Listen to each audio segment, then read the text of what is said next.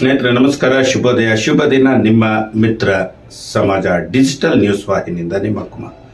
ಸ್ನೇಹಿತರೆ, ನಿಮಗೆ ಈ ವಿಡಿಯೋ ಇಷ್ಟ ಆದರೆ ಲೈಕ್ ಮಾಡಿ, ಶೇರ್ ಮಾಡಿ, ನಮ್ಮ ಚಾನಲ್ನ ಸಬ್ಸ್ಕ್ರೈಬ್ ಮಾಡಿ, ನಮ್ಮನ್ನು ಪ್ರೋತ್ಸಾಹಿಸಿ ಅಂತ ಕೇಳ್ಕೊತಾ ಇವತ್ತಿನ ದಿನದ ವಿಶೇಷ ಕಾರ್ಯಕ್ರಮಕ್ಕೆ ತಮಗೆ ಸ್ವಾಗತ.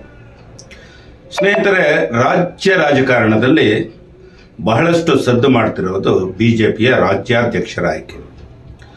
ಇದರಲ್ಲಿ ಬಹುತೇಕ ವಿಜಯೇಂದ್ರ ಅವರು ಮುಂದುವರಿಯುವ ಸಾಧ್ಯತೆಗಳೇ ಹೆಚ್ಚಾಗಿದೆ. ಅದಕ್ಕೆ ಪೂರಕವಾಗಿ ಅನೇಕ ಸಂಗತಿಗಳು, ಅನೇಕ ಘಟನೆಗಳು ನಡೀತಾ ಇದೆ.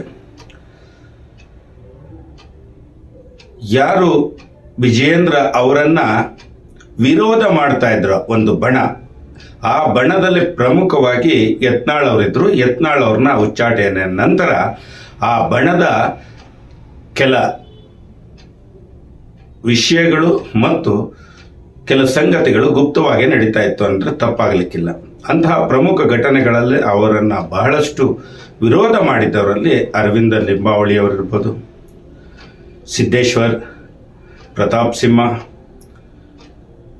ಇನ್ನ ಅನೇಕ ನಾಯಕರುಗಳು ಅವ್ರನ್ನ ವಿರೋಧ ಮಾಡ್ತಾ ಇದ್ರು, ಅವ್ರನ್ನ ಮುಂದುವರಿಕೆಗೆ ಅಡ್ಡಿಯಾಗಿದ್ರು.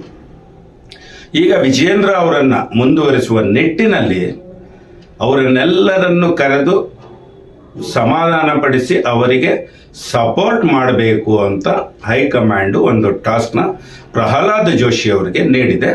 ಅದರಂತೆ ಈಗ ಕಾರ್ಯೋನ್ಮುಖರಾಗಿ ಎಲ್ಲ ಯಾರ್ಯಾರು ಇವರನ್ನ ವಿರೋಧ ಮಾಡ್ತಾ ಇದ್ರು, ಯಡಿಯೂರಪ್ಪ ಅಂಡ್ ಫ್ಯಾಮಿಲಿ ಮತ್ತು ವಿಜಯೇಂದ್ರ ಅವ್ರನ್ನೆಲ್ಲ ಕರೆದು ಸಂಧಾನವನ್ನ ಮಾಡಿ ವಿಜಯೇಂದ್ರ ಅವ್ರನ್ನ ಬೆಂಬಲಿಸಬೇಕು ಅಂತ ಕೇಳಿಕೊಂಡು ಅದರ ಕಡೆ ಒಂದು ಕಾರ್ಯ ನಡೀತಾ ಇದೆ.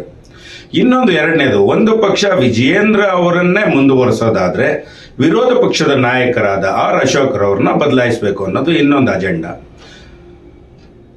ಯಡಿಯೂರಪ್ಪನವರ ಮಗ ವಿಜಯೇಂದ್ರ ಬಹುತೇಕ ಮುಂದುವರಿಯುವುದು ಖಚಿತ ಆಗಿದೆ. ಆದರೆ ಪದ್ಮನಾಭನಗರ ವಿಧಾನಸಭಾ ಕ್ಷೇತ್ರದ ಜನಪ್ರಿಯ ಶಾಸಕರು ಒಂದಲ್ಲ ಎರಡಲ್ಲ 7 ಬಾರಿ ಗೆದ್ದಂತ ಆರ್ ಅಶೋಕ್ ವಿರೋಧ ಪಕ್ಷದ ನಾಯಕರಾದರು. ಅದು ಯಾವಾಗ 23ರ ಚುನಾವಣೆಯ ನಂತರ 6 ತಿಂಗಳ ಕಾಲ 66 ಜನ ಶಾಸಕರು ಹೊಂದಿದ್ದರು. 6 ತಿಂಗಳ ಕಾಲ ಕೆಲವು ಅಧಿವೇಶನಗಳಲ್ಲಿ ವಿರೋಧ ಪಕ್ಷದ ನಾಯಕರೇ ಇಲ್ಲದಿದ್ದಾಗಲೂ ಅಶೋಕ್ ಅವ್ರನ್ನ ಆಯ್ಕೆ ಮಾಡಿರಲಿಲ್ಲ. ಅಳೆದು ತೂಗಿ ಒಕ್ಕಲಿಗರ ಲೀಡರ್ ಅಂತ ಹೇಳಿ ವಿರೋಧ ಪಕ್ಷದ ನಾಯಕರನ್ನಾಗಿ ಆಯ್ಕೆ ಮಾಡಿದ್ರು. ಇದರಲ್ಲೂ ಕೆಲವು ಅಸಮಾಧಾನಿತರಿದ್ರು. ಆದರೂ ವಿರೋಧ ಪಕ್ಷವನ್ನ ಸಿದ್ದರಾಮಯ್ಯ ಮತ್ತು ಡಿ ಕೆ ಶಿವಕುಮಾರ್ನ ಹೆದರಿಸಲಿಕ್ಕೆ ಅವರ ವಿರುದ್ಧ ವಿಧಾನಸಭೆಯಲ್ಲಿ ಸರಿಯಾದ ಒಂದು ಎದುರುತ್ತರವನ್ನು ಕೊಡಬೇಕಾಗಿದ್ದವರು ಈ ಸಲ ಯಾರು ಅಂತಹ ಬಿಜೆಪಿನಲ್ಲಿ ಗೆಲ್ಲೇ ಇಲ್ಲ. ಮಾಧವಸ್ವಾಮಿ ಅವರಿದ್ರು. ಮಾಧವಸ್ವಾಮಿ ಅವರು ತುಮಕೂರಿನಲ್ಲಿ ಸೋತರು. ಇನ್ನು ಅನೇಕರ ಹೆಸರು ಪ್ರಸ್ತಾವನೆಗೆ ಬಂದ್ರು, ಯಾರು ಧೈರ್ಯ ಮಾಡಲಿಲ್ಲ. ಅಶೋಕ್ರವರು ಮುಂದುವರಿಸಿದ್ರು. ಆದರೆ ಅಶೋಕ್ರವರು ಈ 2.5 ವರ್ಷಗಳಲ್ಲಿ ಒಂದು 6 ತಿಂಗಳು ವಿರೋಧ ಪಕ್ಷದ ನಾಯಕರಾಗಿ ಯಾರೂ ಇರಲಿಲ್ಲ. ಅಶೋಕ್ರವರು 2.5 ವರ್ಷದಲ್ಲಿ ಮಾಡಿದ ಸಾಧನೆಗಳನ್ನ, ಅವರು ಮಾಡಿದಂಥ ಕೆಲಸಗಳನ್ನ ಗಮನದಲ್ಲಿಟ್ಟುಕೊಂಡು ಅವರು ವಿರೋಧ ಪಕ್ಷವನ್ನ ಯಾವ ರೀತಿ ನಡೆಸ್ಕೊಂಡ್ರು, ಸಿದ್ದರಾಮಣ್ಣ ಯಾವಾಗ ವಿರೋಧ ಪಕ್ಷದಲ್ಲಿ ಅಂದ್ರೆ ವಿಧಾನಸೌಧದಲ್ಲಿ ಇಲ್ಲದೆ ಇದ್ದಾಗಷ್ಟೇ ಅಶೋಕರ ಆರ್ಭಟ ವಿಧಾನಸೌಧದಲ್ಲಿತ್ತು. ಅವರು ಕೈಗೊಂಡ ಎಲ್ಲಾ ಕಾರ್ಯಕ್ರಮಗಳು ಕಾಂಗ್ರೆಸ್ ವಿರುದ್ಧವಾಗಿ ಸರಿಯಾಗಿ ಕ್ರಮ ತಗೊಳಕ್ಕಾಗ್ಲೇ ಇಲ್ಲ ಅನ್ನುವ ಒಂದು ಮಾತನ್ನ ಮಾನ್ಯ ಕೇಂದ್ರ ಸಚಿವರಾದ HD ಕುಮಾರಸ್ವಾಮಿ ಅವರು ಅಮಿತ್ ಶಾ ಅವರ ಬಳಿ ಖುದ್ದು ಕೂತು ವಿರೋಧ ಪಕ್ಷದ ನಾಯಕರನ್ನ ಬದಲಿಸಬೇಕು ಅನ್ನೋ ಒಂದು ಮಾತು ಹೇಳಿದ್ರು ಅನ್ನೋ ಒಂದು ಮಾಹಿತಿ ಇದೆ. ಈ ಮಾಹಿತಿಯನ್ನು ಆಧರಿಸಿ ಕುಮಾರಸ್ವಾಮಿ ಒಕ್ಕಲಿಗರ ಇಡಲ್ ಮೈತ್ರಿ ಆಗಿದೆ, ಮೈತ್ರಿಯಲ್ಲಿ ಕುಮಾರಸ್ವಾಮಿ ಅವರು ಇದ್ದಾರೆ, ಹಾಗೆ ಒಕ್ಕಲಿಗರಾಗಿ ನಾನಿರ್ತೇನೆ, ಮತ್ತೊಬ್ಬ ಒಕ್ಕಲಿಗ ಲೀಡರ್ ಯಾಕೆ ಅದ್ರ ಬದಲಾಯಿಸಿ ಸಮರ್ಪಕವಾಗಿ ವಿರೋಧ ಸಭೆಯಲ್ಲಿ ಮಾತನಾಡುವಂತ ಒಬ್ಬ ವ್ಯಕ್ತಿಯನ್ನ ನೀವು ಆರಿಸಿ ಅಂತ ಹೇಳಿ ಕುಮಾರಸ್ವಾಮಿ ಅವರು ಅಮಿತ್ ಶಾ ಅವರಲ್ಲಿ ಹೇಳಿದ್ದೇ ತಡ ಆರ್ ಅಶೋಕರವ್ರನ್ನ ಎತ್ತಂಗಡಿ ಮಾಡಲು ಅಂದಿನಿಂದಲೇ ಕಾರ್ಯತಂತ್ರ ಶುರುವಾಯಿತು. 7 ಬಾರಿ ಪದ್ಮನಾಭನಗರ ಕ್ಷೇತ್ರದಲ್ಲಿ ಗೆದ್ದಂತಹ ಅಶೋಕ್ ಒಂದು ಒಳ ಒಪ್ಪಂದಗಳಷ್ಟೇ ಮತ್ತು ಇಲ್ಲಿಯ ಒಂದು ಬೃಹತ್ತಾದ ಬಿಜೆಪಿಯ ಕಾರ್ಯಕರ್ತರ ಪಡೆ ಇತ್ತಿಲ್ಲಿ. ಪ್ರತಿ 8 ನಗರ ಪಾಲಿಕೆ ಸದಸ್ಯರಲ್ಲಿ 7 ಸದಸ್ಯರುಗಳು ಬಿಜೆಪಿಯವರಿದ್ರು. ಇವರೆಲ್ಲರ ಕಾರ್ಯಕ್ಷಮತೆ, ಇವರೆಲ್ಲರ ಪ್ರತಿಫಲ, ಇವರೆಲ್ಲರ ಅಮೋಘವಾಗಿ ನೀಡಿದಂಥ ಅಶೋಕ್ ರವರಿಗೆ ಮತಗಳನ್ನು ಕೊಡಿಸಿದ್ರಿಂದ ಅಶೋಕ್ ರವರು 7 ಬಾರಿ ಶಾಸಕರಾಗಿದ್ದರು. ಅವರು ಪ್ರತಿ ಬಾರಿ ಶಾಸಕರಾದಾಗ ಎಲ್ಲ ವಿಧದಲ್ಲೂ ಮಂತ್ರಿಗಳಾಗಿ ಆಯ್ಕೆಯಾಗಿದ್ದಾರೆ. ಒಂದಲ್ಲ ಒಂದು ಪದವಿಯನ್ನು ಅನುಭವಿಸ್ತಲೇ ಬಂದಿದ್ದಾರೆ. ಆದರೆ ಪದ್ಮನಾಭನಗರದ ಸ್ಥಿತಿ ಇವತ್ತಿಗೂ ಕೆಲವು ಭಾಗಗಳಲ್ಲಿ ಹೇಳಿಕೊಳ್ಳಲಾಗದಂಥ ಸ್ಥಿತಿ ಇದೆ. 7 ಬಾರಿ ಶಾಸಕರಾಗಿದ್ದ ಅಶೋಕ್ ರವರು ಪದ್ಮನಾಭನಗರಕ್ಕೆ ಏನು ಅಂತಹ ಕೊಡುಗೆಯನ್ನು ಕೊಡದೇ ಇರುವಾಗ ರಾಜ್ಯಕ್ಕೆ ಏನು ಕೊಡ್ತಾರೆ ಅಂತ ಇತ್ತೀಚೆಗೆ ಪದ್ಮನಾಭನಗರದ ವಿಧಾನಸಭಾ ಕ್ಷೇತ್ರದಲ್ಲಿ ಮಾತಾಡ್ಕೊಳ್ತಾ ಇದ್ದಾರೆ.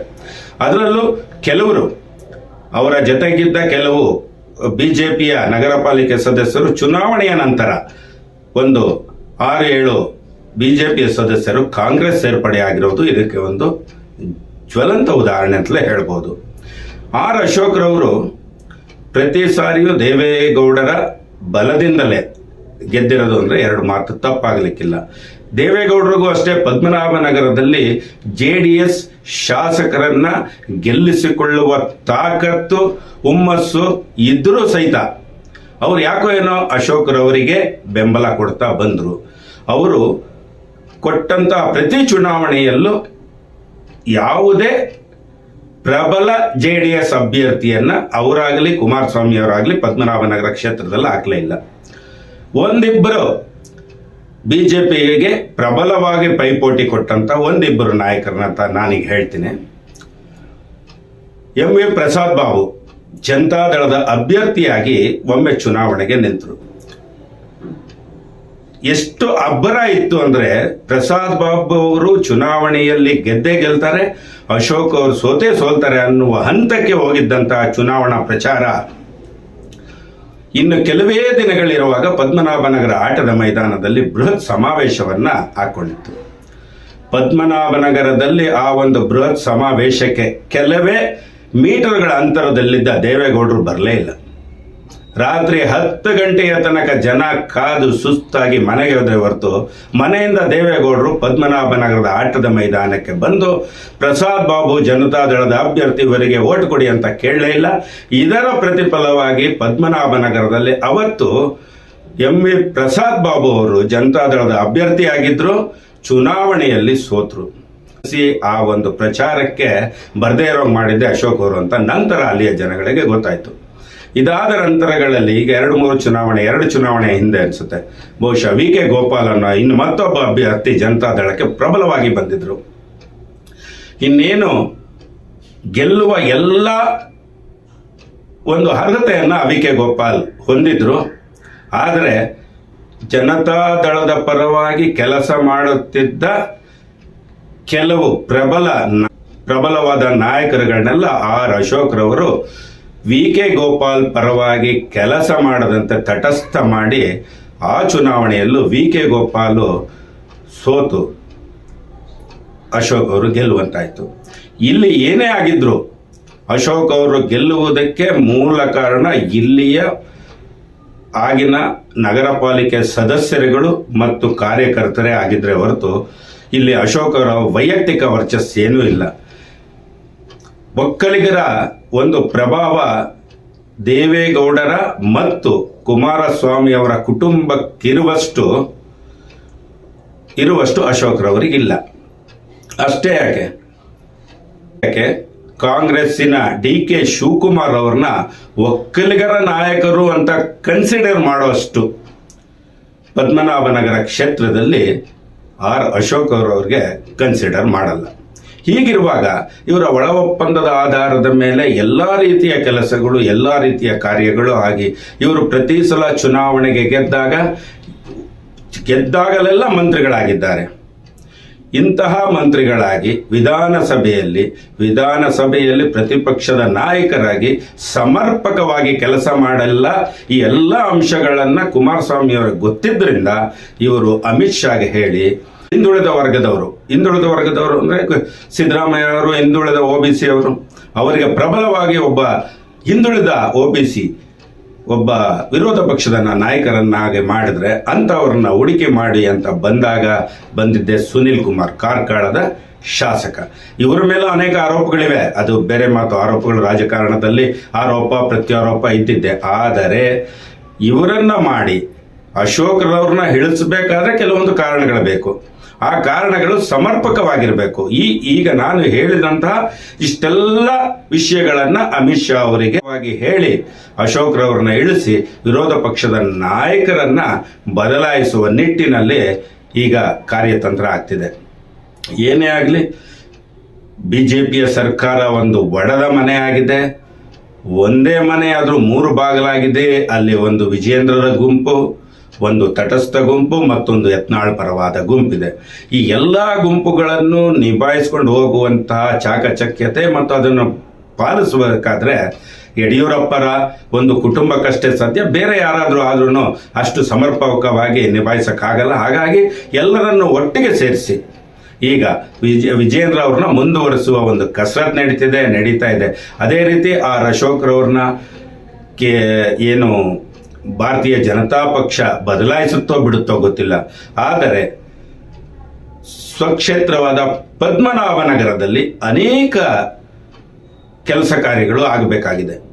ಇವರು ವಿರೋಧ ಪಕ್ಷಕ್ಕೆ ಆಯ್ಕೆಯಾಗಿ ಹೋದ ನಂತರದಲ್ಲಿ ಈ ಕ್ಷೇತ್ರನ ಕಡೆಗಣನೆ ಮಾಡ್ತಿದ್ದಾರೆ ಅಂತ ಇಲ್ಲಿಯ ಕಾರ್ಯಕರ್ತರ ಆರೋಪ ಇದೆ. ಏನೇ ಆಗಿರಲಿ ಸ್ನೇಹಿತರೆ, ಈ ಮುಂದಿನ ವಿಡಿಯೋದಲ್ಲಿ ಈ ಕ್ಷೇತ್ರದ ಆಗು ಹೋಗುಗಳ ಬಗ್ಗೆ ಮತ್ತು ಆಗಬೇಕಾದ ಕಾರ್ಯಗಳ ಬಗ್ಗೆ ಅಶೋಕ್ರವರು ಇಲ್ಲಿಯ ಕಾರ್ಯಕರ್ತರನ್ನ ಮತ್ತು ಇಲ್ಲಿಯ ಕಾರ್ಯವೈಖರಿಯ ಬಗ್ಗೆ ನಿಮಗೆ ಮುಂದಿನ ವಿಡಿಯೋದಲ್ಲಿ ಖಂಡಿತ ನಾನು ತಿಳಿಸ್ತೀನಿ. ದಯಮಾಡಿ ಈ ವಿಡಿಯೋನ ನೋಡಿ ನಿಮ್ಮ ಸ್ನೇಹಿತರಿಗೆ ಶೇರ್ ಮಾಡಿ, ನಮ್ಮ ಚಾನಲ್ನ ಸಬ್ಸ್ಕ್ರೈಬ್ ಆಗಿ. ನಮಸ್ಕಾರ. ಜೈ ಹಿಂದ್, ಜೈ ಕರ್ನಾಟಕ.